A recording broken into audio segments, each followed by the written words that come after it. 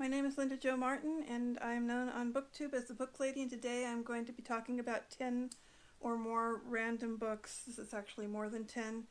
So I'm going to be talking about all these random books, and then I'm going to be organizing them, and the way I organize them is I put them in different places according to the category of book that they are, like nonfiction or nonfiction regional, which I seem to have a lot of, or fiction that I've read or fiction that I haven't read. So I'm going to organize all these books, and then I'm going to file them in a spreadsheet, and I'm going to add them to Goodreads in the appropriate place, or make sure that they have been added, because not all of my books have ever been added to Goodreads. Anyhow, I just want to be more organized with my books, and I don't have all my books here. A lot of them are still in Idaho. But for the ones that I do have, I just want to be more organized with them. So the first book, I'm going to go through this pretty fast because I don't want to make a long video. I want to make a short video. This is the only Jessica Day George book I've ever read. Sun, Moon, Ice, and Snow. I read this for a Pop Sugar Reading Challenge prompt a few years ago. I think it was before I actually started making official BookTube videos. And, you know, I didn't think this was the best book ever. I love the cover. Beautiful cover. I love fairy tale books based on fairy tales, which I think is what she does. But this book kind of was only like a 3 to 4, probably a 4, not a 5. But it's beautiful. It's very beautiful. So that'll go in my juvenile fiction area. Now this one I read after I became a booktuber, and this was also for a Pop Sugar Reading Challenge prompt. I mean, it's the story of my life. I do this Pop Sugar Reading Challenge every year. I have been doing it for 4 or 5 years now. Anyhow, this prompt was to find a book where the author had either the same first name or the same last name as me, and that is how I got to know Charles Martin, who, as it turned out, was a Christian novelist, sort of in the romance genre. And I noticed this book was actually not only a bestseller, but it won the Christie Award that year, and I thought that it took some leaps of faith that I probably wouldn't have taken with fiction. But I don't really make a habit of reading so-called Christian fiction. I like Christian nonfiction because I'm a Christian, but it was interesting to say the least.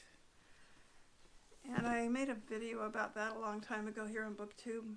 This is actually Christian nonfiction. It's more of a memoir, penned without ink. Winner of the 2017 Feathered Quill Book Awards.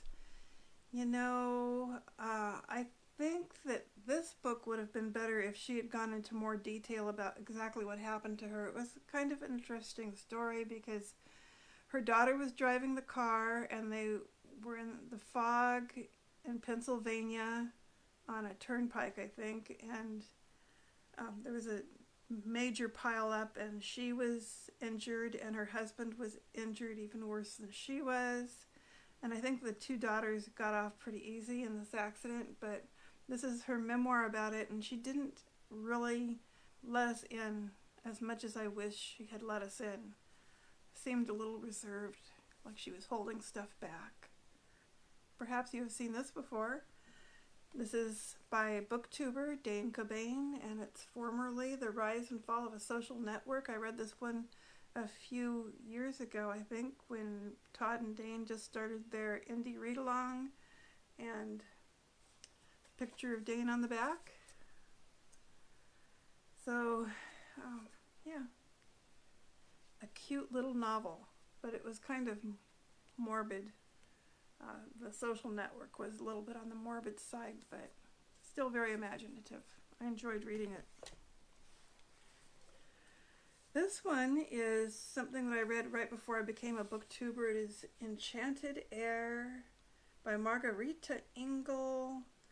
Two Cultures, Two Wings, and it's actually one of those prose novels for young people, so it's like poetry, but it tells a story. It was a girl who was raised in Cuba. No, she was raised in the United States, but her one parent came from Cuba, and so she spent a lot of time in Cuba in her youth, and then the Cuban Missile Crisis happened, which was the 1960s, and she talks about that in here and how it affected her relationship with her Cuban relatives.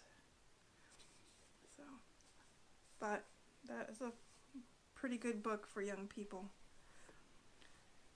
This one is a book that was given to me not too long ago by my dear friend here in town, because I was planning to go to Arizona for the winter, and as it turned out I did not go to Arizona for the winter, and I'm going to talk about that on another video when I tell you why I am no longer a full-time van dweller.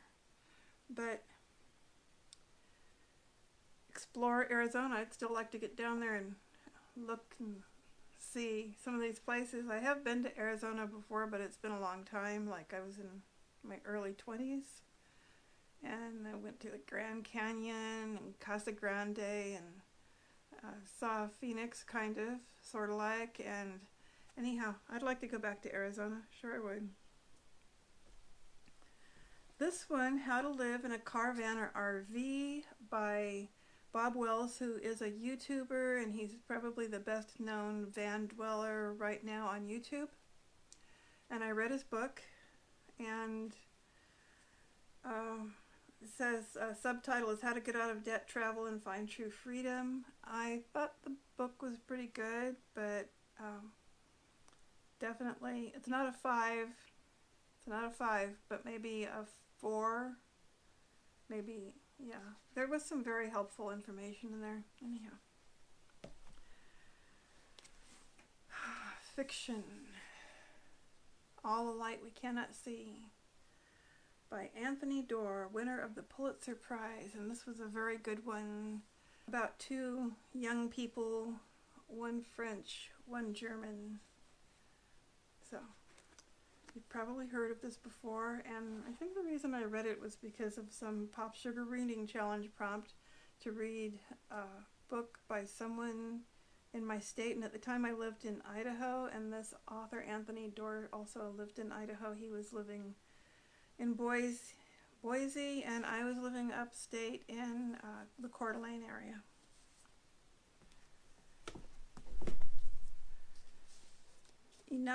Enough already. Never enough books, though.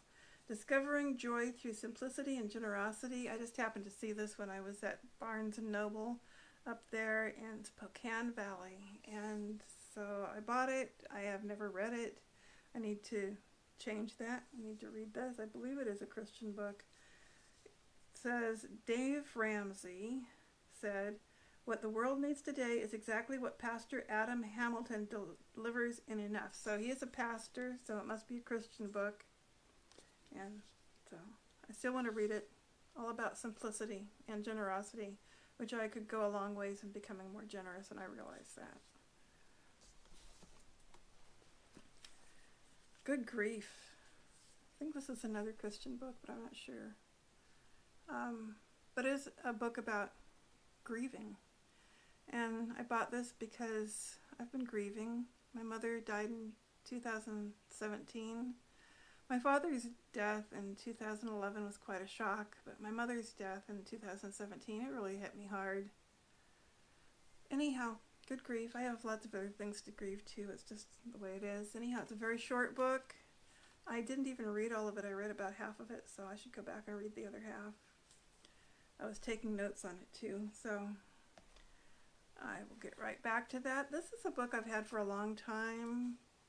The Emergency Disaster Survival Guidebook, which I bought this way back when I was living in the San Francisco Bay Area in the 1990s.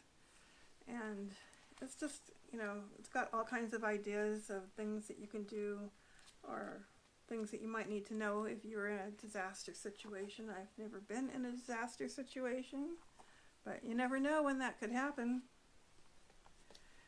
This book is Saints and Sinners by Edna O'Brien. I read it for a Pop Sugar Reading Challenge prompt. No, I didn't. I read this for the Irish Readathon here on YouTube, I think last year or the year before. And short stories by Edna O'Brien, Saints and Sinners. It was pretty interesting. Yep.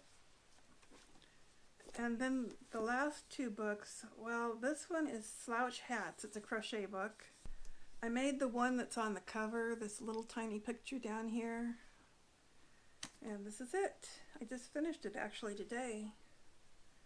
And really like it. I tried it on and it looked pretty good. So I'll have that for next winter. And we'll probably be making more hats. It doesn't take much yarn to make them.